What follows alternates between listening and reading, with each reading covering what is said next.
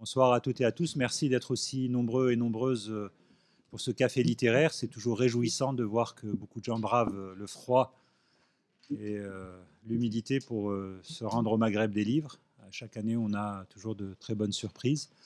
Le thème d'aujourd'hui est consacré aux villes d'Orient, à certaines villes d'Orient, alors à ce qu'elles furent, à ce qu'elles sont aujourd'hui, leur pluralité, leur pluralisme, leurs identités multiples. Alors c'est un choix qui n'est pas totalement, je dirais, exhaustif. On a pris des villes qui évoquent beaucoup de choses. Et pour parler d'elles, nous avons alors comme invité Franck Mermier, qui est anthropologue, directeur de recherche au CNRS. C'est un spécialiste du Yémen. Et donc, on va parler avec lui de Sanaa. Éventuellement d'Aden peut-être aussi, on fera le lien parce que c'est des villes qui sont malheureusement dans l'actualité aujourd'hui. Nous avons aussi Bernard Ourcade qui est géographe, qui est au CNRS aussi, qui a vécu dans la ville dont il sera question avant et après la révolution iranienne. Donc je parle de Téhéran, donc, ville importante aujourd'hui elle aussi, plus paisible que la ville d'Alep, dont Salam Kawakibi, qui est politiste, qui a été en poste dans cette ville en tant que directeur de l'Institut français, ça s'appelait comme ça à l'époque, du Proche-Orient à Alep. Et lui va nous parler de cette ville syrienne, d'une ville profondément meurtrie. Son propos sera à la fois axé sur le présent, mais aussi très certainement sur ce que fut cette ville et qui ne sera plus peut-être. Enfin, c'est à lui qui va nous dire ça. Et pour terminer, nous avons avec nous l'écrivain Nedim Guessel, je le prononce, voilà, voilà, qui lui est connu pour plusieurs de ses romans où la ville d'Istanbul tient une large place. Et donc, nous allons essayer de voir quelle convergence il peut exister entre ces villes d'Orient, des divergences, et puis bien entendu, il y aura un débat avec vous et nous pourrons peut-être évoquer d'autres villes de cette région. Ma première question, comme je vous l'ai dit dans le mail de préparation, selon vous, qu'est-ce qui caractérise chacune des villes dont on vous a demandé de parler? Je vais commencer par Bernard Ourcade. En 2 minutes. Oui. Téhéran est la plus belle ville du monde. C'est au pied de la montagne de l'Alborz. On dit Téhéran est fille de l'Alborz. Le problème, c'est une fille dénaturée et qu'aujourd'hui, Téhéran n'est pas la plus belle ville du monde en matière d'architecture.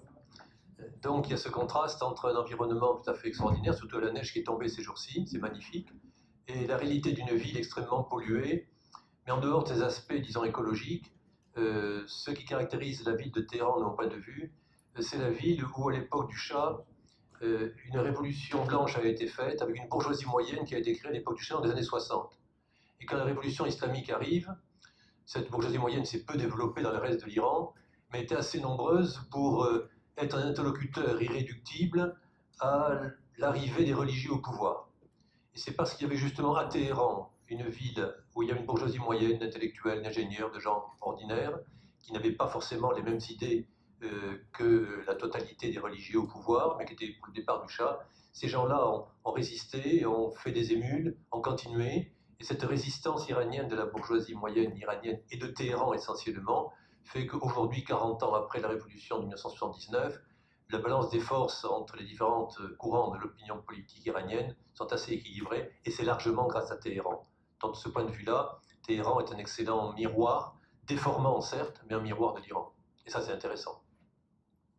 Merci. Je me tourne vers Franck Mermier. Pour les villes iraniennes, yéménites, qu'est-ce qui les caractérise au-delà peut-être d'un patrimoine historique assez impressionnant, enfin qui fut impressionnant? Alors effectivement, Sanaa est surtout connu pour son architecture de briques et pour son architecture aussi colorée avec les vitraux et aussi l'albâtre qui ornait autrefois les ouvertures des grandes maisons autour de Sanaa. C'est la capitale du Yémen, et ce qui caractérise aujourd'hui malheureusement le Yémen, c'est la polarisation politique entre deux villes, même entre plusieurs villes d'ailleurs, mais surtout entre Sanaa, qui est la capitale de ce qu'on appelle la rébellion houthiste, qui a pris le pouvoir le 21 septembre 2014, et Aden, qui est théoriquement la capitale provisoire du gouvernement du président Hadi, qui lui-même s'est réfugié à Riyad en mars 2015 et qui est aidé par la coalition arabe menée par l'Arabie Saoudite. Et on voit aussi un contraste entre deux villes, un contraste très très fort entre une ville qui est celle de Sanaa, qui est localisée sur les hauts plateaux zaydites au nord, et qui était marquée jusque dans les années 70 par une population qui se caractérisait par une population exclusivement zaydite. Le zaydite, c'est une branche du chiisme qui n'existe qu'au Yémen. Et puis aujourd'hui, c'est une ville qui a plus de 2 millions d'habitants, qui s'est extrêmement étendue et qui est devenue, certes, la capitale du Yémen, la capitale politique, mais qui est aussi regroupe des populations très différentes de l'ensemble du Yémen. C'est une des rares villes qui a cette mixité régionale qui se retrouve à Sanaa. Alors que Aden, c'est une ville qui a été marquée, elle, par le colonialisme britannique. Les Britanniques sont arrivés à Aden en 1839, ils sont restés jusqu'en 1967, ils en sont partis à cause d'une guérilla qui les a expulsés, d'un Front national, de libération qui a pris le pouvoir en 1967 et qui a instauré au Yémen la seule république marxiste dans le monde arabe de 1967 à 1990. On parle souvent de la Tunisie avec les lois sur les femmes, etc., très avancées. Au Yémen aussi, on a eu un épisode entre 67 et 90 marqué par un progressisme en cette matière. Et aujourd'hui, Aden est déchiré par des rivalités politiques très fortes entre le président, donc, qui est toujours réfugié à Riyad, le président Hadi, et le mouvement séparatiste sudiste qui a fait d'Aden, en fait, sa capitale politique. Et donc, il y a une rivalité autour de cette capitale du Yémen pour les uns, enfin la capitale provisoire, et puis pour les autres, capitale d'une entité qui s'appelle le Sud, et qui, en fait, reprendrait les frontières de l'ex-Yémen du Sud qui a existé jusqu'en 1990. Merci. On parle d'une autre capitale, mais économique, cette fois-ci, Istanbul. Oui, comme chacun sait, Istanbul fut la capitale de deux grands empires. Il y a eu d'abord Byzance, après l'Empire ottoman. J'ai un peu la tâche difficile, car en peu de mots, comment parler d'Istanbul, qui est une légende, un mythe. Je dirais que c'est la ville, en tout cas pour moi, par excellence. D'abord par rapport à son appellation. Istanbul, c'est Stinboli, à la ville.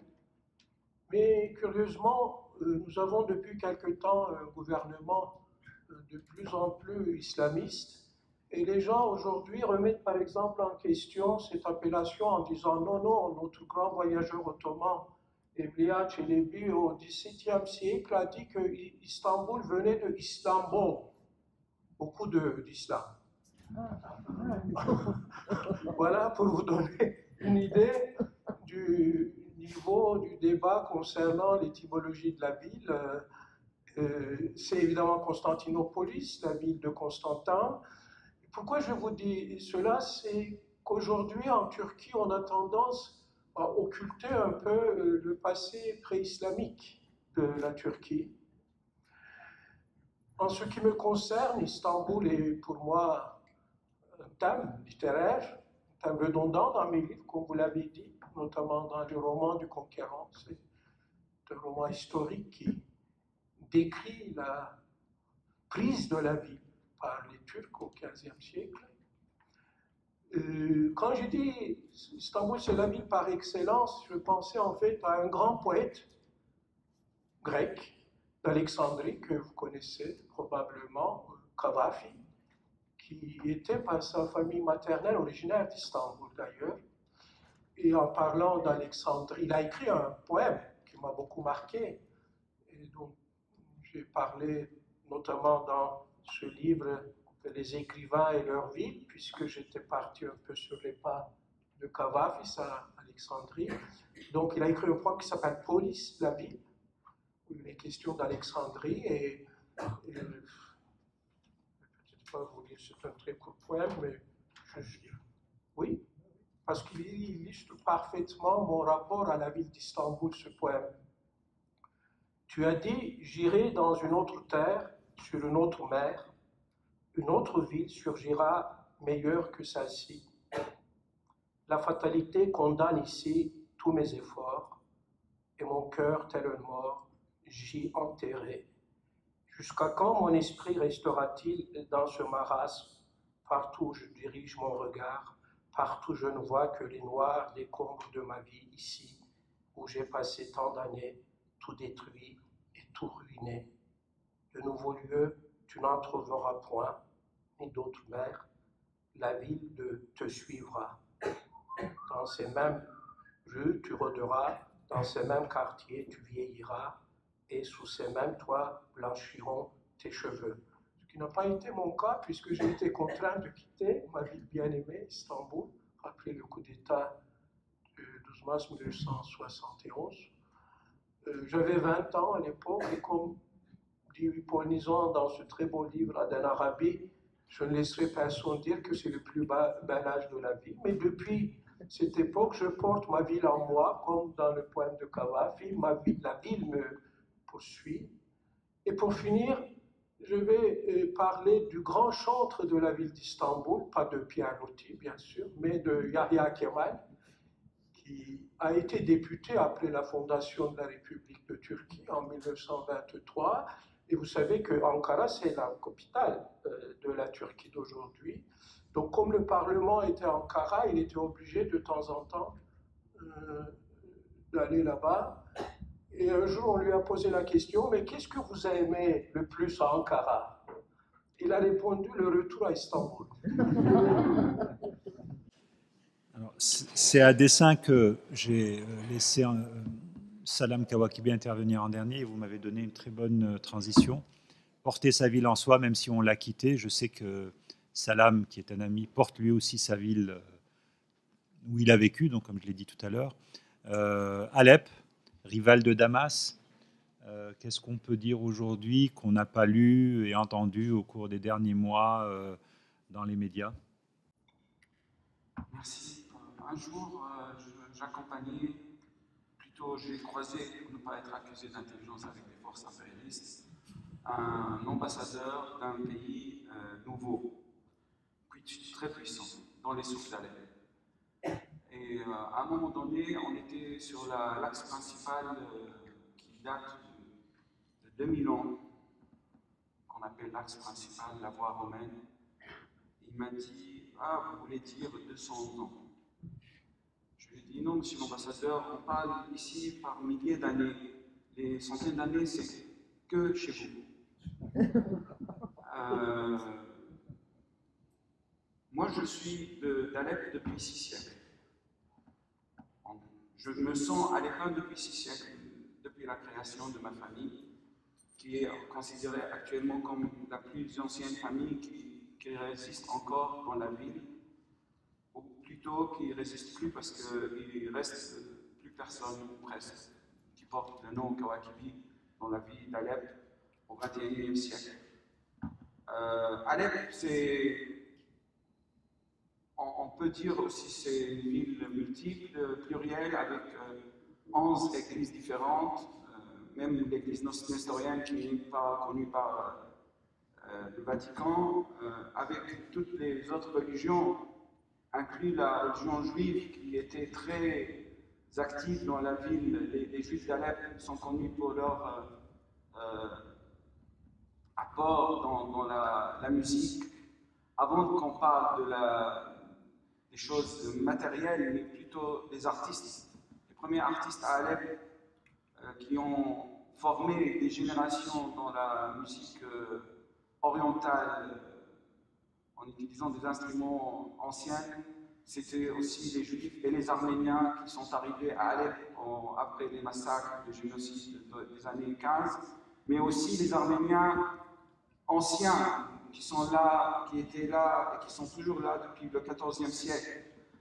Alep, c'est la musique, Alep, c'est la beauté, Alep, c'est la cuisine très riche. Et c'est pas parce que je suis alepin, je le dis, mais parce qu'elle était sur la voie, la route de la soie. Et c'est ça la richesse, parce que quand on voit les plats d'Alep, on voit la Chine, on voit l'Iran, on voit la Turquie, on voit l'Arménie, on voit l'Italie, on voit beaucoup d'autres choses. Alep aussi, c'est la première convention Euromed, si j'ose dire, parce que la première convention a été signée entre la République de Gênes et la principauté d'Alep au XIVe siècle pour la collaboration économique et les échanges commerciaux. Alep maintenant, c'est une ville, pour moi, et je peux le dire avec beaucoup d'amertume, qui n'existe plus. La ville ancienne a été détruite presque intégralement. Le changement démographique est en cours. Tous ceux qui ont été obligés de quitter leur quartier après les bombardements d'aviation russe et syrienne ne peuvent plus retourner parce que maintenant ce sont des projets de reconstruction qui sont en marche, où on voit l'implication de pays occidentaux, mais aussi de beaucoup de pays comme la Chine et l'Iran et la Russie. Le changement démographique va passer par le volet économique, c'est-à-dire on ne va pas dire aux gens on va pas interdire aux gens de retourner chez eux, mais on va leur dire si vous êtes capable de réacheter vos biens, parce que ça va coûter trop cher avec la reconstruction moderne, revenez-y. Alep aussi, c'est une société fracturée. Quand Alep, pour certains, a été libéré en décembre 2016, pour d'autres a été envahi aussi. Il y a eu des scènes de joie dans certains quartiers pour la mort de centaines ou de milliers de personnes dans d'autres quartiers. Reconstruire la ville, ça ne passera pas par la reconstruction matérielle. Reconstruire la ville, ça va se passer, si ça arrivera un jour, par la reconstruction humaine et surtout morale, parce que fêter la mort des autres, ça ne peut jamais créer un futur commun. Merci, Salam. Si on parle de reconstruction, je me tourne vers Franck Mermier. Alors, il y a une ville qui n'est pas abordée directement dans ce café littéraire, mais je suis sûr que certains y pensent beaucoup, qui est Beyrouth. Alors, Beyrouth aussi a connu vous connaissez Beyrouth. On va parler aussi de reconstruction en ce qui concerne les villes yéménites du Yémen. Mais on a l'impression qu'à chaque fois, qu'après ces guerres, c'est finalement, in fine, la destruction d'une certaine identité qui survient. Le cas de Beyrouth est assez emblématique, puisque effectivement, le centre-ville de Beyrouth, avec ses souks, a été le théâtre d'une guerre très longue. C'était une ligne de démarcation entre les deux camps, entre 1975 et 1989. 90, et donc cette partie de la ville a été totalement dévastée. Alors on aurait pu penser qu'ensuite la phase de la reconstruction, c'est-à-dire à partir des années 90, début des années 90, notamment 94, avec la société solidaire qui appartenait à Rafik Hariri, l'ex-premier ministre assassiné en 2005, on aurait pu penser que la reconstruction allait peut-être donner justement ce tissu social unique qui était le centre-ville et qui permettait à toutes les communautés non seulement de s'y rencontrer, mais aussi de commercer, qu'il y ait une sociabilité citadine finalement à l'échelle de l'agglomération. En fait, le projet solidaire a été un projet économique avant tout et non pas un projet pour la reconstruction sociale, si on peut dire. Et donc, il s'est notamment traduit, ce projet de reconstruction, entre guillemets, par la destruction notamment de 900 immeubles qui n'avaient pas été encore détruits totalement lors des guerres successives à Beyrouth. Et donc, finalement, ce centre-ville aujourd'hui, entre guillemets reconstruit, c'est un centre-ville totalement artificiel où les gens vont très très peu parce qu'il y a justement une exclusion sociale et économique du fait que les commerces qui y sont installés sont des commerces luxueux. Lorsqu'on a reconstruit les souks, ce sont en fait des faux souks, si on peut dire, parce que c'est surtout un grand mall à ciel ouvert, en partie à ciel ouvert, qui regroupe des marques luxueuses. Mais ça reste, le centre-ville, c'est aussi un territoire politique, dans le sens où il est aussi affilié finalement à la famille Hariri, de la même façon. D'ailleurs, ça s'est traduit notamment par la construction d'une grande mosquée à côté de l'église de la cathédrale de Beyrouth, une grande mosquée, la mosquée Mohamed Al-Amin, qui n'était pas prévue dans les projets de Solidaire. Ce n'était pas du tout prévu de construire une mosquée à cette époque. Ça a été la pression du moufti sunnite sur Hariri pour construire cette mosquée. Et donc on voit bien qu'il y a aussi cette notion de territoire politique qui est très fort à Beyrouth. On peut dire que là, c'est un territoire politique qui appartient plus ou moins à la famille Hariri, de la même façon que la banlieue sud de Beyrouth est affiliée au Hezbollah, ou que d'autres quartiers sont affiliés, qu'il y a des affiliations politico-communautaires plus ou moins vives dans les quartiers. Pour ce qui concerne le Yémen, peut-être qu'on en parlera plus loin, mais je voulais juste dire aussi que on parle beaucoup de Sanaa, qui a été bombardée, qui est toujours bombardée. Heureusement, la vieille ville n'a pas été trop ciblée par les bombardements saoudiens ou émiriens de la coalition arabe. Il y a eu quelques quartiers qui ont été touchés, mais on oublie souvent que Aden aussi a été la proie aussi de violents combats, et là finalement c'est les différents belligérants qui se sont concourus à détruire une grande partie de la ville, et notamment de ce patrimoine laissé par la période britannique qui est très importante pour l'identité des habitants d'Aden.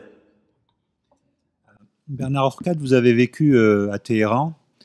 Vous avez dit en propos liminaire que c'était la plus belle ville du monde, propos qui n'engage que vous.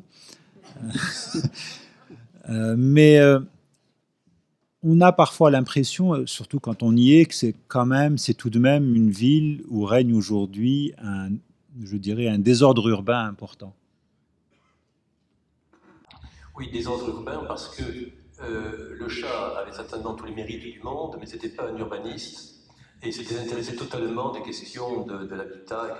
Donc, au lieu de faire un métro, il a acheté des avions, et le premier métro de Téhéran, c'est 1999, et aujourd'hui, la ville a 50 ans, 60 ans de retard du point de vue de l'urbanisme. Et une anecdote, lorsque le premier plan d'urbanisme a été fait par un groupe d'ingénieurs américains et iraniens, l'ingénieur iranien va voir le Shah, lui dit, voilà, Majesté, à l'an 2000, votre magnifique capitale de Téhéran aura 15 millions d'habitants, ce sera la plus grande ville du Moyen-Orient, quel prestige pour votre Majesté. Et le Shah dit, niet, comment ça non? Je ne veux pas d'une grande ville, je veux 5 millions d'habitants. Écoutez, on en a 2 aujourd'hui, puis la croissance, ça sera 15. On peut arriver à 12 peut-être en bloquant des choses, mais la fourchette c'est 12-15 millions. C'est non, c'est non. Et donc l'ingénieur iranien revient à son bureau et dit à l'ingénieur américain, le patron a dit, ce serait 5 millions d'habitants, il ne veut pas plus de ça, parce que sinon, la ville sera trop grosse, il y a une pression sociale et politique sur le gouvernement, et ça va mal marcher. Et il a dit, désolé, moi je fais une ville de 10 millions d'habitants, et 5 millions, ça n'a aucun sens. Résultat, ils ont fait une ville de 5 millions d'habitants, le plan, bidon intégralement, l'ingénieur américain est reparti à Los Angeles, et ils ont fait un plan qui ne rimait strictement à rien, qui n'a jamais été appliqué, puisqu'il était totalement irréalisable. Ce qui fait que ce plan était débordé totalement. Les gens habitaient en dehors du périmètre urbain, dans des maisons, des bidonvilles ou des habitats précaires, qui ont été un des éléments essentiels de la révolution islamique. Et donc il y a une corrélation très forte à Téhéran entre la production d'espaces bâtis, la construction de la ville, qui a été faite un peu n'importe comment, n'a jamais été, Dieu merci, victime de bombardements, de désordres militaires, mais les désordres politiques et de mythes sur la ville ont été très importants jusqu'à maintenant. Et donc aujourd'hui, le même problème se pose parce que dans ces désordres urbains, la ville de Téhéran, le Grand Téhéran fait 15 millions d'habitants, grosso modo. C'est pas très grand, c'est moins grand que Paris par rapport à la France. Mais ça a été très mal fait. Et quand j'ai voulu faire, il y a quelques années, un atlas du Grand Téhéran, j'ai dit pourquoi écoutez, j'ai dit, à l'époque, il y avait 12 millions d'habitants, Il faut voir qui habite cette métropole, qui sont les gens qui sont là, pour savoir leur âge, leur niveau d'éducation, leur métier, pour savoir qui sont-ils. Oui, c'est pas important, c'est plus ou moins ça. Écoutez, bon, d'accord. Alors, faisons Téhéran et la banlieue. Écoutez, non, vous faites Téhéran. La banlieue, c'est quoi? Ce sont des immigrants récents, on n'a pas besoin de savoir. Ces gens-là, ils n'ont qu'à... ça ne m'intéresse pas.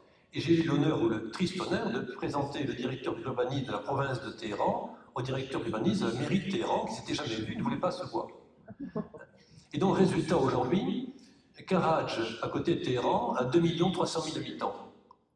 Il y a un article sur Karaj, deux. Un qui a été fait en 1973 par un collègue, et le deuxième, ce que j'ai fait pour l'encyclopédia Iranica, parce qu'on m'a demandé un article, il n'y avait aucun article sur cette ville de 2 millions d'habitants. Et qui connaît Varamin, Rajcha, Keskorcha, Shahriar, ville de plus de 500 000 habitants, à 15 km de Téhéran, comme ce serait Versailles, Saint-Germain-en-Laye ou bien Créteil. Et donc, cette absence, cette volonté de ne pas voir la réalité sociale d'une ville normale, où il y a la moitié de la population concrètement qui habite en dehors du périmètre municipal, et les mythes urbains sont extrêmement importants et font oublier la réalité de la ville. Et la réalité de la ville, c'est que depuis 1979, il y a eu un changement politique important, les élites sont parties pour une partie, d'autres élites sont arrivées, qui ont mis la main sur la ville, ont construit, ont blanchi l'argent de la drogue et de la guerre, ce n'est pas un problème, l'argent de l'État. Ça donne une construction qui semble très moderne. Vous avez aujourd'hui 800 malls commerciaux, shopping malls en construction à Téhéran, mais les Iraniens ne se rendent pas compte qu'ils ont raté la principale révolution de cette fin du XXe siècle, la mondialisation. Et que la capitale de l'Iran, ce n'est pas Téhéran, c'est Dubaï, du point de vue économique. C'est là que tout se passe. Et donc, il y a à Téhéran un désordre urbain considérable parce que le pouvoir est éclaté, ne s'intéresse pas trop à la ville, et les pouvoirs nécessaires, les rapports de force politiques ne sont pas suffisamment conscients des enjeux qui se passent. Résultat, la ville est un peu hors de contrôle parce que, et c'est là que je disais tout à l'heure au début, il y a une société à Téhéran, des habitants de Téhéran, qui vivent des événements qui ne sont pas pris en compte par le gouvernement ou l'appareil politique en général. Et donc cette ville est effectivement très désorganisée, même s'il y a quelques progrès qui se font aujourd'hui. Le problème n'est plus aujourd'hui à Téhéran, mais Téhéran est la banlieue, une banlieue inconnue, qui effectivement est là. Et quand on fait l'analyse des élections en particulier, on se rend compte qu'il y a des différences entre les quartiers, et que les choses bougent, les choses s'animent à Téhéran, et pas simplement avec 3 femmes qui enlèvent un foulard sur un carrefour pris en photo, ils sont sur YouTube maintenant, c'est très important cela, mais aussi le fait qu'à Téhéran, dans le sud de la ville, le pourcentage de femmes qui travaillent, par exemple, est plus important que dans le quartier bourgeois du Nord. Dans un quartier populaire, il faut que tout le monde marie la femme travaille, donc même dans un milieu islamique, le foulard, on ira travailler, comme instituteur, comme institutrice plutôt. Alors dans le Nord, une femme de bonne bourgeoisie ne va pas aller s'embêter, elle travaille. Résultat, on a une révolution urbaine, un changement, pas une révolution, un changement urbain, social qui est en train de se mettre en place et qui est un peu incohérent, mal gouverné, mal contrôlé, sur lequel on raconte pas n'importe quoi, mais qui est à l'image de la circulation à Téhéran, des problèmes urbains qui sont totalement hors de contrôle. Oui, ça me donne là aussi une liaison avec Istanbul, parce que circulation hors de contrôle, c'est ce qui caractérise un peu aussi Istanbul. Mais il y a un mot qui a été prononcé à plusieurs reprises par Bernard Orcade, les malls commerciaux. Et je fais le lien avec Istanbul sur le fait qu'on a beaucoup parlé de cette ville il y a quelques années, sur un mouvement de défense, justement, le fameux parc Gezi, la défense des espaces verts et la mainmise des promoteurs immobiliers sur la ville. Quel est votre point de vue là-dessus? Est-ce que c'est simplement dû à la nature du régime politique sur place, ou est-ce que c'est une tendance qui, de toutes les façons, aurait été inévitable? Oui, moi je ne suis pas urbaniste, mais à propos, puisqu'on parle des mégapoles, vous avez dit qu'il y avait 15 millions d'habitants à Téhéran. Ça m'a un peu surpris parce qu'il y en a autant à Istanbul, mais je croyais qu'Istanbul était 3 ou 4 fois plus grande que Téhéran. En tout cas, c'est une ville très étendue, Istanbul maintenant, avec des nouveaux quartiers qui poussent. Et il y a effectivement un problème de rente qui est géré par l'AKP, le parti au pouvoir, avant d'être Premier ministre et président de la République, M. Erdogan a été maire d'Istanbul pendant longtemps, donc ça a commencé avec lui un peu, cet appât du gain, les comme vous avez dit, les promoteurs immobiliers donc, continuent à ravager les espaces verts. Et à propos de la destruction, je voudrais un peu revenir quand même sur l'histoire de la ville, car Istanbul a eu beaucoup de chance dans son histoire. Elle n'a pas été bombardée. C'est peut-être une des rares villes au Moyen-Orient, en tout cas construite à la conjonction des trois mers. Dans cette région, c'est une des rares villes qui n'a pas vraiment connu la guerre. Sinon, la 4e croisade, oui, mais ça remonte très loin, au XIIIe siècle. Les croisés sont passés par là et ils ont saccagé la ville. Et puis, il y a eu la conquête. Le fameux sac. Le sac. Mais il y a eu aussi la conquête au XVe siècle, dont j'ai parlé dans mon roman du Conquérant. Comme je suis contre cette idéologie de la conquête, car aujourd'hui, avec l'AKP au pouvoir, on célèbre en grande pompe tous les ans la conquête de la ville. Nous avons conquis, nous les Turcs, on a vaincu les Roms, les Grecs, etc. C'est un discours très nationaliste qui me gêne. Et j'ai publié dans un quotidien turc, c'est le 29 mai, la célébration de la conquête d'Istanbul, un article qui le mettait en cause un peu, c'est ce discours très nationaliste, en citant un historien grec qui pleure la perte de sa ville. Donc il faut aussi tenir compte, n'est-ce pas, du point de vue du vaincu. Bon, tout cela fait qu'évidemment, en tant qu'écrivain, je m'intéresse surtout au génie du lieu, à ce que Michel Buteau appelle le génie du lieu, comment un espace urbain s'insère dans un récit. Et là, il y a évidemment tout cet aspect littéraire d'Istanbul. Il serait question aussi, mais malheureusement, je n'ai pas le temps, de dire quelques mots, mais Istanbul est aussi un mythe littéraire. Sur le plan historique, c'est très important car il y a un patrimoine que nous ne savons pas toujours conserver. Il y a eu aussi beaucoup de dégâts sur ce plan. Récemment, comme vous l'avez dit, il y a eu des événements de Gezi qui ont pris la forme d'une contestation de grande ampleur et qui sont étendues dans toute la Turquie. Hein, ça ne concernait pas qu'Istanbul, mais au début, évidemment, c'était pour protéger les espaces verts de la ville qui sont malheureusement de moins en moins nombreux. Aujourd'hui, à part la circulation chaotique, il y a 2 ponts sur le Bosphore, 3 même, 3 pardon. Troisième. Et Inauguré en grande pompe. cela me semble assez emblématique de la ville. Le 2e pont a été construit par les Japonais. Notre maison de famille se trouve sur la rive asiatique du Bosphore en Anatolie. C'est l'endroit le plus étroit. Et donc, ils ont construit le pont juste à côté. J'ai assisté à sa construction. Cela me paraît emblématique un peu de la Turquie, entre l'Europe et l'Asie, comme une sorte de pont. Et dans cette région, les ponts ont leur importance parce que la légende dit qu'il y a toujours du sang qui se mêle à leur construction. Alors, quand j'avais 20 ans, il y avait encore l'impact de mai 68 en Turquie et nous avions protesté contre la construction du premier pont. Notre argument était le suivant, qui me paraît aujourd'hui complètement bête. Au lieu de construire un pont sur le Bosphore, il vaut mieux construire 20 ponts sur le Tigre dans l'Est. Bon, l'un n'empêche pas l'autre. Mais on a privilégié toujours Istanbul. Donc la question se pose aujourd'hui dans le contexte actuel par rapport au conflit armé, justement, dans le sud-est de la Turquie.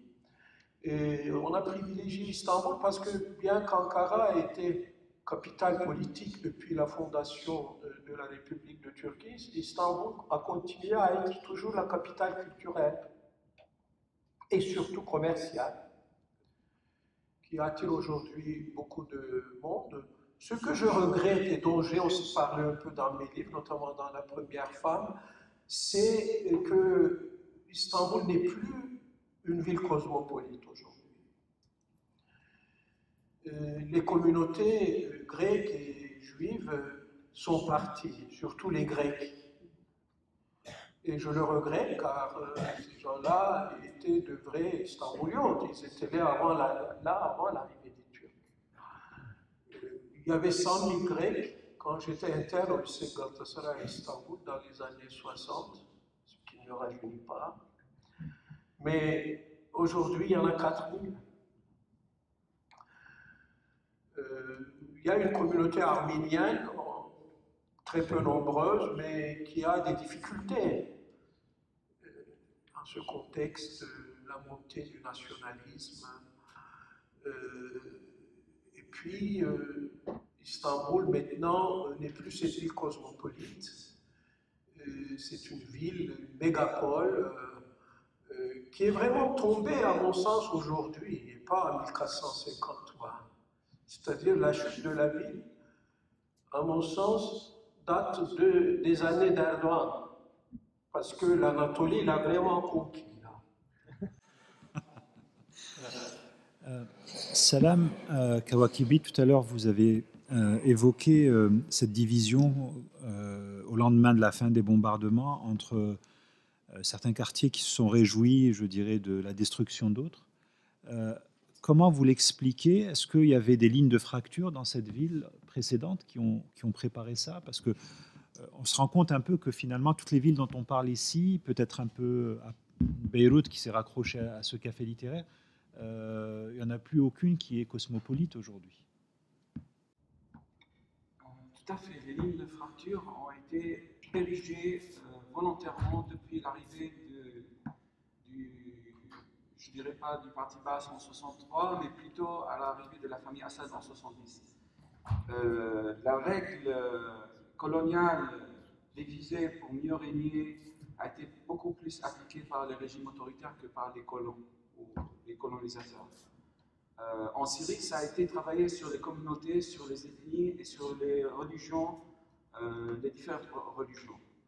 Alep a été marginalisé durant des décennies par le pouvoir central parce que Alep représentait, à l'époque de l'Empire ottoman, une ville beaucoup plus importante que Damas et Beyrouth. On parlait d'Istanbul, Alep et Le Caire comme 3 villes principales. Et on parlait des échanges qui se déroulaient à Alep en équivalent à tout ce qui se passait le même jour à Beyrouth, Damas et Le Caire. Bien entendu, avant le canal de Suez, parce que tout le commerce Orient-Occident passait par Alep. D'où l'explication de la présence de beaucoup de caravansérails, c'est les hôtels d'antan dans la vieille ville. Alors, la division sociétale, religieuse, communautaire a été bien réfléchie et réalisée. Ce qui a donné lieu à cette haine, entre guillemets, à l'égard des quartiers comme Bernard parlait tout à l'heure, des quartiers limitrophes les banlieues anarchiques. Dès le début de la révolution syrienne et dès le début des manifestations à Alep, les gens des quartiers aisés se demandaient, et notamment ceux qui ont bâti leur fortune grâce à leur complicité avec le régime autoritaire, et grâce à la corruption systémique, se demandaient d'où venaient ces gens-là. Et à tel point qu'il y avait un racisme verbal, c'est-à-dire on les appelait Abu Shahata, c'est-à-dire ceux qui portaient des clashs, qui ne portaient même pas de chaussures, par rapport à leurs voisins de centaines de mètres. Beaucoup de familles d'Alep n'ont jamais mis le pied dans la vieille ville qu'à partir du moment où le régime a autorisé la construction des hôtels de luxe et des restaurants de luxe dans la vieille ville. la fissure était complète. On regardait les habitants de l'autre côté, même si certains habitants des quartiers aisés venaient originairement des quartiers défavorisés, mais ils ont oublié leur passé, ils sont devenus autres, ils sont devenus intégrés, si j'ose dire, dans le système de corruption et de profit de l'autoritarisme. Et c'est ce qui a expliqué aussi, et malheureusement parlant, une bonne partie de ces gens-là qui détestaient l'autre, qui détestaient l'est de la ville pauvre, la ville ancienne, je ne parle pas d'un point de vue religieux, mais malheureusement c'est aussi la communauté chrétienne d'Alep, parce qu'elle a été travaillée durant des décennies par le régime comme étant victime potentielle de n'importe quel changement politique. On leur a fait croire que tout changement politique vers une démocratie, vers un gouvernement pluriel, etc., va être contre leurs intérêts et va les menacer par la majorité chiite, majorité sunnite, comme le discours qu'on entend beaucoup aussi par différents partis d'extrême droite en Europe. Et ce qui explique aussi que la force principale du soutien du régime syrien en Europe, ce n'est pas seulement la gauche pavlovienne, mais c'est aussi la droite extrême. Quand on voit la position de la droite extrême, parce que c'est la même haine de l'étranger, de l'inconnu, de l'autre. Et ça a été développé au sein de la même société à l'Alep. Je parle toujours d'une anecdote d'une femme de lettres à Alep, très connue en France. Un jour, elle voulait m'accompagner pour rentrer chez moi, et moi je lui ai dit non, je veux bien que tu me déposes à l'université, parce que j'avais des cours. Elle m'a dit, mais ça se trouve où l'université? C'est une femme qui écrit des romans extraordinaires sur la ville d'Alep, mais elle n'a jamais mis le pied à l'université, parce que l'université se trouve chez l'autre, à côté de l'autre. Encore une fois, quand j'ai ouvert l'Institut français à Alep, dans la vieille ville, que certains parmi vous ont déjà eu l'occasion de visiter avant qu'elle soit détruite complètement et pillée après la libération, pas avant la libération, c'est-à-dire après l'envahissement du pouvoir.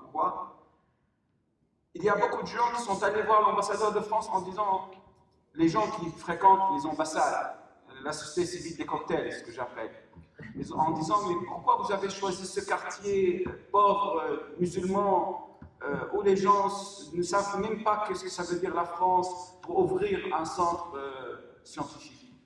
Et bien entendu, moi j'ai vécu 6 ans dans ce quartier, et je peux vous dire, les gens qui assistaient aux conférences que je organisais à l'Institut français du Proche-Orient étaient beaucoup plus des quartiers de l'Est que des quartiers de l'Ouest, parce que c'était des gens qui cherchaient la culture, qui cherchaient la connaissance, qui, même sans comprendre la langue française, voulaient savoir un peu plus sur l'autre, contrairement à la bourgeoisie parasitaire, et j'utilise là des concepts marxistes, mais la bourgeoisie parasitaire qui a été développée par ce régime depuis 1970 et qui a utilisé beaucoup l'instrumentalisation des minorités et la prise en otage des minorités pour avoir une certaine légitimité. Et malheureusement, ça a marché. Et malheureusement, maintenant, on voit qu'en Europe, on croit encore que la seule protection des minorités dans la région, si minorités existent encore, c'est de maintenir les dictateurs et les corrompus. Merci. Avant de donner la parole à la salle pour un échange avec nos intervenants, Franck Mermier, est-ce qu'on a aussi, sur les deux villes, Sanaa et Aden, des lignes de fracture, je dirais, presque temporelles, structurelles, qui pourraient expliquer ce qui se passe aujourd'hui? C'est vrai qu'il y a, vous avez tout à fait raison de poser cette question, parce qu'il y a véritablement ce qui anime en grande partie le conflit yéménite. Bien sûr, en France, on a plutôt tendance à l'extérieur du Yémen de voir le prisme géopolitique, c'est de l'Arabie Saoudite, les Émirats contre l'Iran, etc., un axe régional. Mais ce qui anime principalement le conflit yéménite, c'est notamment les clivages régionalistes. Et notamment entre un nord zaïdite, donc aujourd'hui représenté par la rébellion houthite qui a pris le pouvoir à Sanaa, et qui, même lorsqu'il était allié à l'ex-président Saleh, représentait pour le reste des Yéménites justement l'occupation nordiste potentielle du nord contre le sud. Et donc, le Yémen ayant été divisé jusqu'en 1990, l'unité du Yémen n'est survenue qu'en 1990, avec en plus, en 1994, le déclenchement d'une guerre entre ce qu'on appelait déjà les séparatistes au sud et les unionistes. Ces clivages régionalistes se sont énormément aggravés du fait aussi je rejoins ce que disait Salam, du fait aussi du pouvoir autoritaire qui a joué justement sur ces clivages et qui a notamment après la guerre de 1994 permis à ses troupes de piller Aden et aussi à son clan de s'accaparer les terres dans le sud. Sachant que ces terres ayant été nationalisées durant la période socialiste, il était beaucoup plus facile en fait de s'en emparer après 1994. Donc ces clivages régionalistes aujourd'hui sont un petit peu symbolisés par la lutte entre, c'est vrai, entre Aden et Sanaa, si on peut faire le voir de façon un petit peu métaphorique. Sanaa étant certes la capitale du Yémen, mais surtout la capitale du Nord. D'ailleurs, vous savez, vous connaissez peut-être pour ceux qui sont allés au Yémen, à Sanaa notamment, cette porte, très belle porte qui est photographiée par tous les touristes, Bab el-Yémen. Eh bien, ce mot Bab el-Yémen, la porte du Yémen, c'est la porte sud de la ville, de la vieille ville.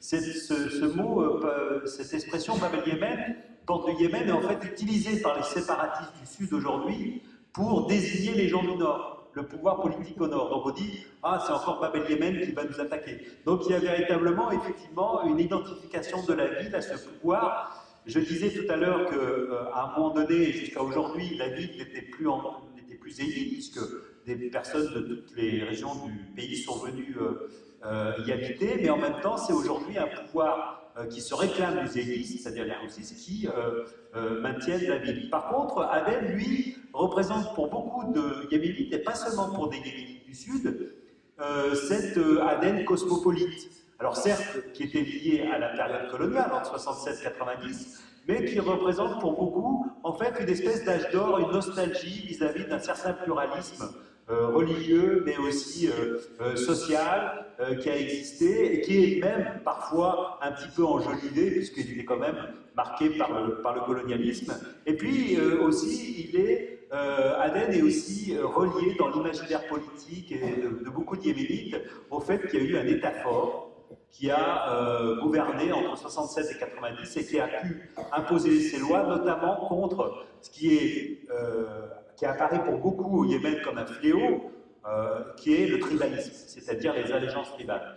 Même si, là aussi, c'est un petit peu enjolivé par le fait qu'en 86, il y a eu une guerre entre les différentes factions du Parti socialiste à Aden, qui ont mis aux prises aussi ces fameux clivages régionalistes à l'intérieur du Sud, ce qui fait qu'aujourd'hui, on peut se dire que ces clivages régionalistes ont été accentués par l'intervention saoudienne et émirienne, et on sait combien aujourd'hui les Émirats, notamment, jouent la carte des séparatistes dans le sud du Yémen, et peut-être qu'un jour prochain, ils l'ont déjà fait d'ailleurs, les Saoudiens vont jouer la carte d'une partie du Yémen du Sud, c'était représenté par la région du Hadramout, mais on voit bien là que, aussi bien Sanaa qu'Aden sont des sites géopolitiques extrêmement disputés et qui sont aujourd'hui le théâtre de conflits presque existentiels, puisque l'unité yéménite est aujourd'hui vraiment menacée.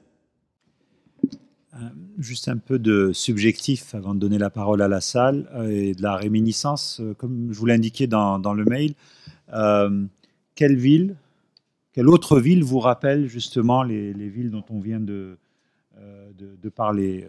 Je citais comme exemple, pour moi, Naples me rappelle Alger. Je n'ai pas dit Marseille, hein, j'ai dit Naples. Bernard? Paris. Je veux dire par là que Téhéran est une ville qui est assez informe, laide, n'a pas de caractéristiques, des villes sans passé. et une ville jacobine avec un état fort central depuis longtemps, et donc bonapartiste. Alors s'il faut rappeler une proximité du point de vue de l'ambiance, de la société, etc., avec un décalage évidemment, mais il faut chercher une ville jacobine et bonapartiste, quoi, Paris. Salah. Même si j'ai jamais eu la chance de visiter Jérusalem, mais d'après les photos et les films et les récits, je crois que la ville qui me fait penser le plus à Alep, c'est Jérusalem. Et peut-être aussi leur sort politique est similaire. Moi, je dirais qu'Istanbul rappelle bien sûr Venise. Pour moi, ce sont deux villes narcissiques qui contemplent leur reflet et qui ont eu aussi dans l'histoire quand même beaucoup de rapports.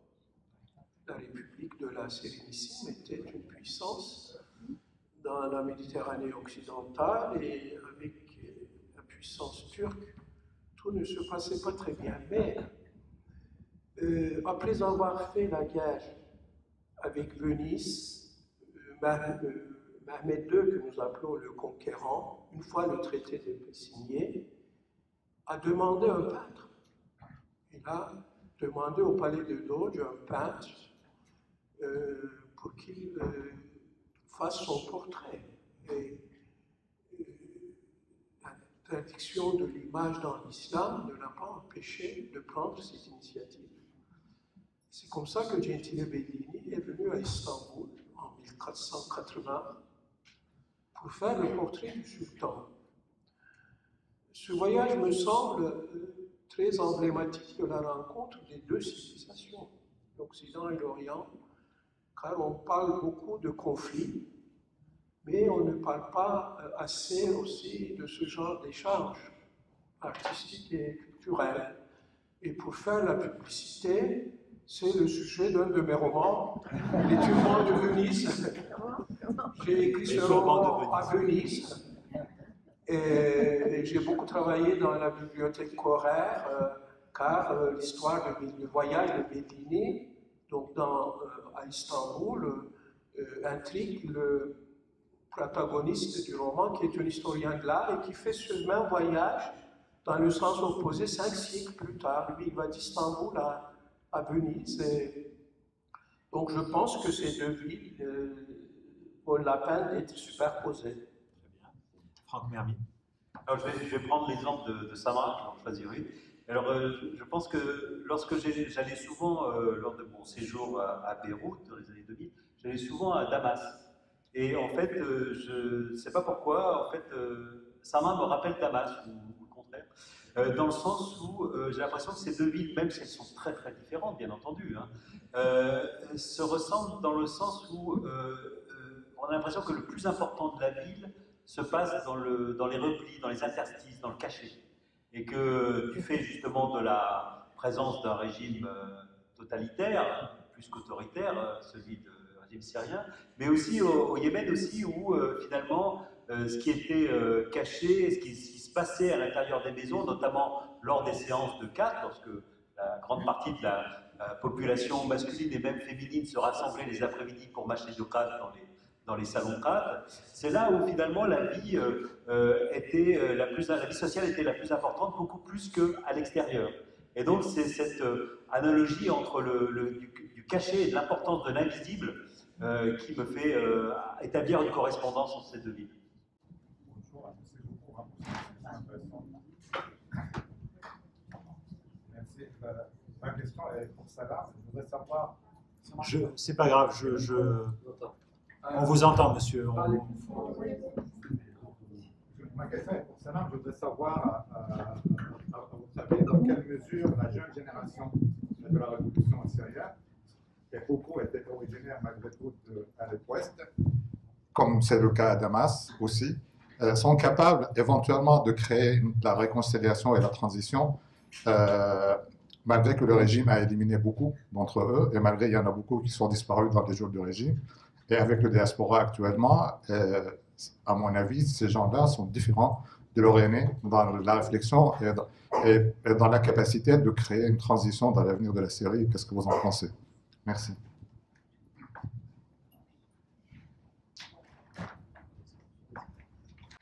Oui, moi je développais maintenant une réflexion sur une phrase porteuse de beaucoup de pessimisme et un petit peu d'optimisme.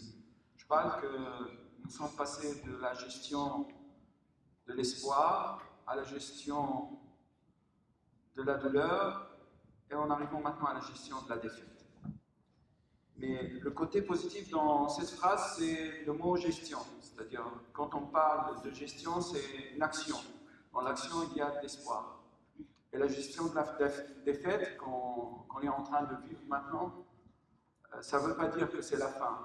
Justement, ce sont les jeunes qui quittaient leur famille de côté ouest pour aller joindre les manifestations côté est et qui ne sont jamais revenus. Ils sont en majorité.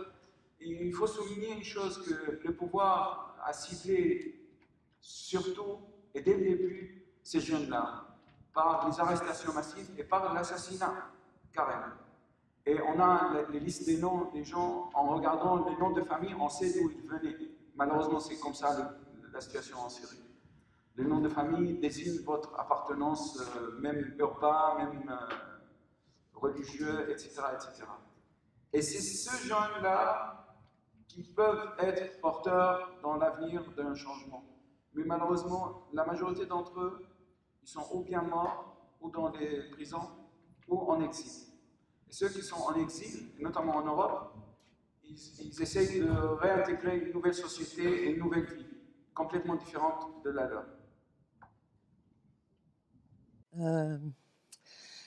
Vous avez très bien décrit les transformations récentes, et pas toutes récentes, négatives de ces villes, c'est-à-dire le développement de l'urbanisme chaotique et un peu dans l'image de Dubaï, tout ça. Quand j'ai vécu à Beyrouth, j'essayais de photographier les anciennes maisons avant qu'elles ne disparaissent. Mais j'aimerais vous demander s'il y a des projets dans ces villes pour sauver l'architecture un peu ancienne, ou est-ce que c'est quelque chose, pour Alep, c'est surtout pas la première pensée, mais est-ce qu'il y a de la part du gouvernement des projets vraiment, pas seulement de la rhétorique, mais des projets vraiment en cours pour non seulement reconstruire, mais avec une pensée du bien-être social aussi. Merci. Il y a en Iran un excellent service du patrimoine, depuis la révolution islamique notamment, qui cherchait de revaloriser, de mettre en évidence, de restaurer tous les monuments anciens. C'est un peu du musée. On les met au congélateur et on met du projecteur. Regardez, c'était beau, nous avons protégé le passé. C'est une façon de cacher les réalités. Et ça se fait, tant mieux, les vieilles maisons, les vieilles rues, les vieux paysages sont sauvegardés, les traditions populaires sont sauvegardées. Personnellement, dans l'identité, moi je regarde, c'est un arbre. Dans l'identité d'un arbre, il y a ses racines. Si on regarde que les racines, c'est pas important. Il y a le tronc et les branches. Alors le passé, c'est les racines de l'arbre, c'est essentiel. Il faut donc regarder le passé des villes, les vieux centres-villes, et si elles ont disparu, c'est un problème. Mais dans une ville sans passé comme Téhéran, ce que je vois d'intéressant aujourd'hui, c'est le fait que c'est une ville artistique. C'est la ville où Kiarostami a fait ses films, c'est la ville où la photographie notamment est très importante, où les artistes iraniens, parce que la situation est celle-là, s'expriment, donc ils peuvent s'exprimer, les intellectuels s'expriment. Vous savez, en Iran, il y a liberté d'expression, il n'y a pas de liberté après l'expression. Hein. Mais il y a liberté d'expression. On s'exprime, et donc on voit des gens, je suis assez optimiste, il y a le chaos qu'on peut voir à l'extérieur, et on voit le chaos à Alep, le chaos qu'il y a dans tout le Moyen-Orient, et ça peut faire un peu peur. Mais j'essaie de regarder aussi la dynamique nouvelle qu'il y a avec ces artistes, pendant le cas de Téhéran, et avec aussi, dans le cas de Téhéran et des villes voisines, où l'Iran a eu un certain rôle, je pense à Alep en particulier dans ces derniers temps, qui disent, écoutez, regardez ce qui se passe partout, c'est la guerre, c'est épouvantable, arrêtons. Et les Iraniens qui ont fait la guerre 8 ans avec Saddam Hussein et l'Irak, quand, après 92, l'Irak a été attaqué et bombardé, il y a eu une solidarité populaire pour soutenir le peuple irakien victime de l'impérialisme. Et soutenir les gens, on ne peut pas oublier que c'était 8 ans de guerre, les Irakiens ont souffert aussi. Et quand ils voient ce qui se passe aujourd'hui dans le Moyen-Orient et le rôle de l'Iran, notamment, plus ou moins fort, les gens se disent qu'est-ce qu'on va faire là-bas? Essayons de construire au Moyen-Orient, et essayons que les sociétés se rejoignent en essayant d'évacuer les pouvoirs qui sont là et qui sont, que ce soit en Syrie ou en Arabie Saoudite ou dans d'autres régions, des pouvoirs qui écrasent le peuple. Il y a une espèce de démocratisation de l'esprit des gens qui parlent, qui s'expriment et qui ont une solidarité réelle avec les gens ordinaires de l'Irak, d'Arabie Saoudite ou d'Alep, parce qu'ils disent ces gens-là, ils ont subi des bombes qui étaient quelquefois nos bombes à nous, mais c'est pas juste ça. Et donc, je vois beaucoup d'optimisme, non pas de naïveté, mais ça prendra des siècles peut-être. Mais il y a là des éléments très positifs qu'on voit justement dans ces grandes métropoles qui souffrent beaucoup pour des raisons différentes. Il y a aussi des gens qui regardent différemment. À Alep, ils ont commencé à restaurer la grande mosquée. Et par des architectes venus de Grozny, payés par Kadyrov. C'est pour vous dire qu'est-ce que ça va être l'avenir de la vieille ville d'Alep. La destruction de la ville d'Alep remonte bien avant la révolution, bien avant les bombardements. La destruction a été faite à partir des années 80. On a détruit l'ensemble d'une grande partie de la vieille ville, tout en préservant le synagogue juif pour éviter des problèmes avec Israël.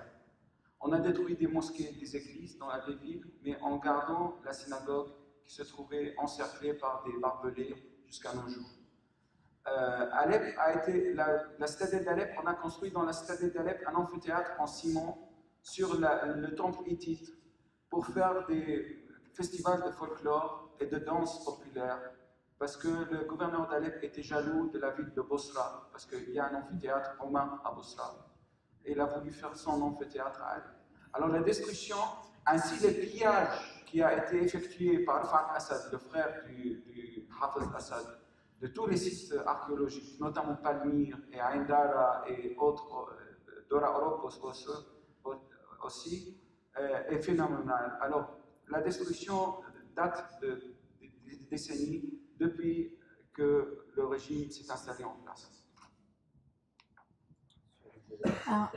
Alors, avant M. Erdogan, qui a été pendant longtemps maire d'Istanbul, il y a eu un autre maire qui avait des yeux bleus. Et il a dit aux habitants de la ville que la Condor prendrait la couleur de ses yeux. Et on attend depuis. Pour le moment, ce n'est pas le cas. Mais en ce qui concerne les projets, oui, Istanbul a été capitale culturelle de l'Europe il y a quelques années. Et dans ce cadre, avec les fonds européens, plusieurs projets ont abouti concernant la conservation du patrimoine historique. C'était une bonne chose. Mais ce n'est pas suffisant car, comme je l'ai dit au début, Istanbul fut la capitale de deux grands empires, il y a énormément de monuments historiques. Et tout cela coûte cher. Ce que je critique, c'est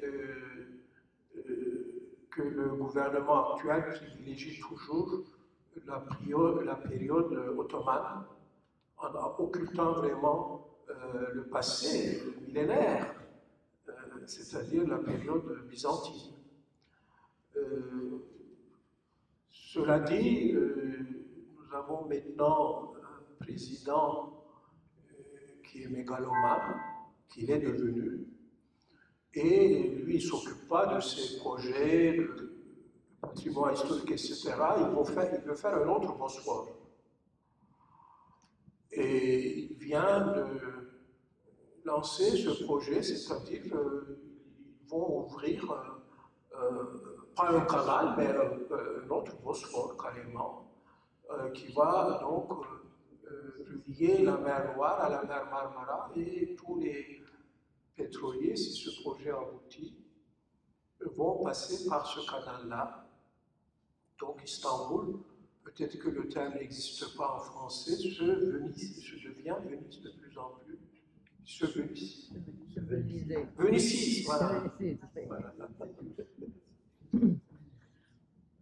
Alors il se passe, effectivement, votre question aussi rappelle à quel point le patrimoine est lié au politique et au pouvoir politique.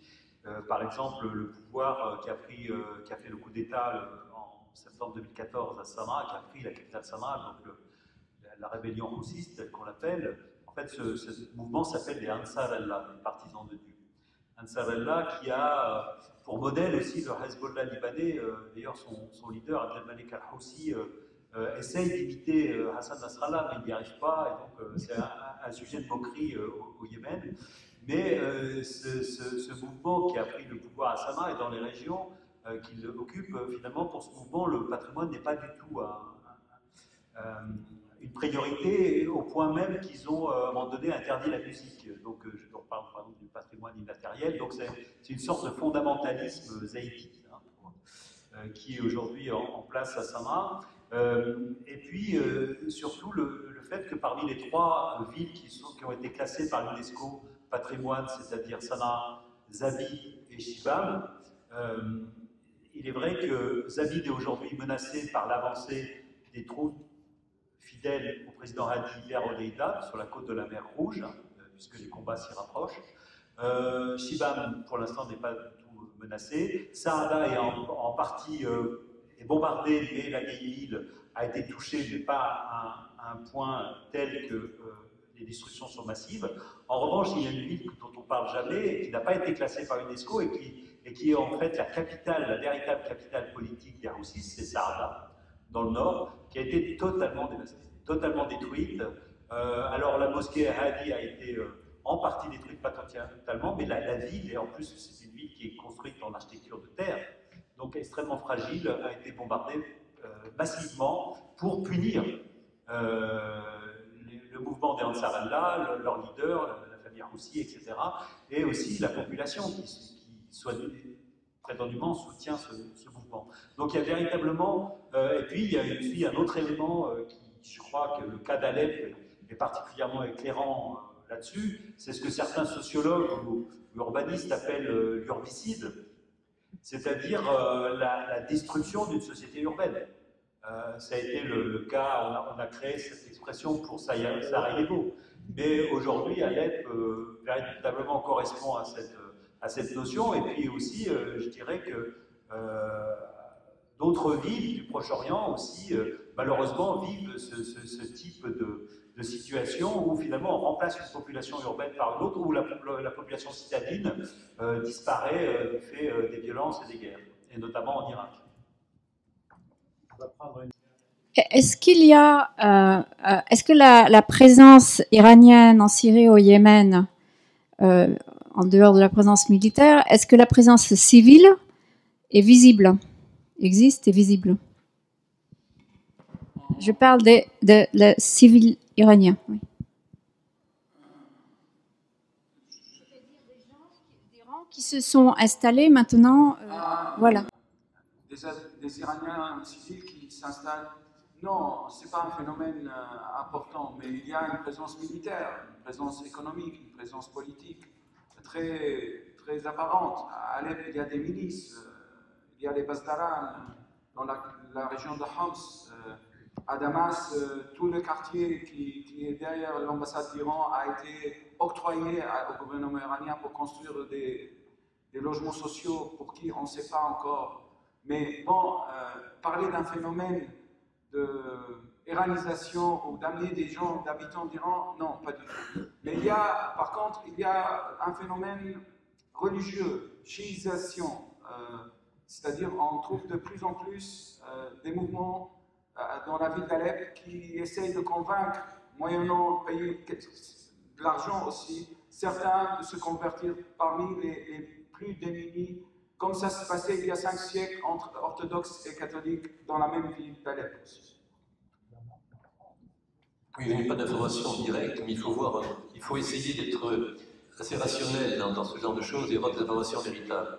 Le phénomène religieux est important. Le pèlerinage à Damas, à Zainab, il y a beaucoup de lieux saints chiites en Syrie et qui font l'objet d'un pèlerinage populaire depuis que la fin de la guerre Irak-Iran. Les gens les plus modestes ne peuvent pas se payer le voyage à la Mecque, ils vont en Syrie, et donc il y a toute une économie du pèlerinage qui est très importante et qui va toujours rester, qui reste là. Lié à cela, effectivement, des gens ont acheté des hôtels, acheté des facilités, des boutiques. Ce sont quelques centaines, un millier de personnes, mais ce n'est pas être en aucun cas une colonisation. Les Iraniens sont Iraniens, ils ne sont pas arabes. Dans la guerre en question, ils ont dû faire venir des gens du Hezbollah arabes pour combattre parce qu'ils n'avaient pas les moyens politiques et culturels de le faire. Et autre élément important, en Iran, je vous le dis, il y a un débat politique très important. Le fait qu'ils aient libéré Alep est un vrai événement politique et tout le monde n'apprécie pas. Qu'est-ce qu'on fait après ça? C'est bien beau d'avoir libéré Alep, qu'est-ce qu'on fait avec ça? Et il y a aujourd'hui, les événements de cette semaine l'ont montré en Iran, un vrai débat politique de fond qui fait que la politique extérieure de l'Iran, disons pour parler très diplomatiquement, est regardée à la loupe en considérant que ça peut être un élément déstabilisateur pour le maintien du pouvoir en Iran. Donc moi, j'ai pas entendu, j'ai aucune connaissance sur la présence de civils iraniens au Yémen, d'autant plus que c'est vrai que la guerre est aussi une guerre de propagande entre les deux camps, et donc il y a de la part du gouvernement de Hadi, donc qui est installé à Riyad, de la coalition arabe, une insistance très grande sur la présence iranienne, l'aide iranienne au Robert Houssi au nord. Et il est vrai qu'il y a un blocus imposé par la coalition arabe qui est extrêmement fort. Il est presque impossible de faire atterrir des avions à Sanaa, sauf autorisation de la coalition arabe. Là, il y a un blocus du port d'Odeida aussi. Donc c'est extrêmement difficile de faire parvenir, faire entrer quoi que ce soit au Yémen, sauf peut-être par contrebande, évidemment, peut-être par Oman, etc. Mais il est certain que la présence même militaire iranienne, c'est plutôt un mythe qu'autre chose. Bien, il ne me reste plus qu'à remercier nos intervenants et à vous remercier. Merci pour vos questions et vos interventions.